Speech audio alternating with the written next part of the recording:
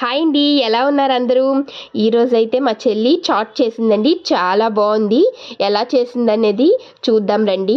First అయితే pan పెట్టుకొని oil heat చేసుకొని ఆనియన్స్ సాల్ట్ వేసుకొని బాగా ఫ్రై చేసుకోవాలండి.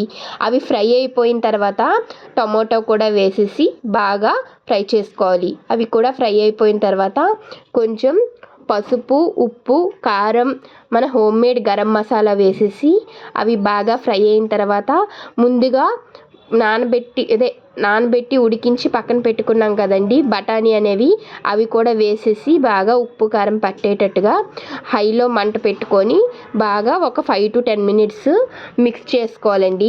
ఆ తర్వాత స్మాషర్తోని కొంచెం స్మాష్ చేసింది బఠానీ అంతా.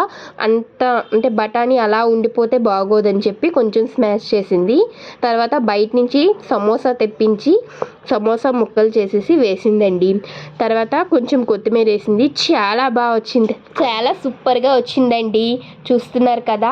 ఇప్పుడైతే బౌల్లోకి వేసేసి సర్వ్ చేస్తుంది అన్నమాట.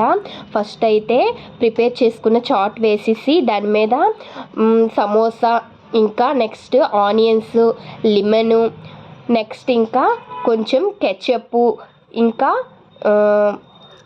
సేవ్ కూడా వేసేసి గార్నిష్ చేసి ఇచ్చిందండి. టేస్ట్ అయితే మాత్రం చాలా బాగా వచ్చింది.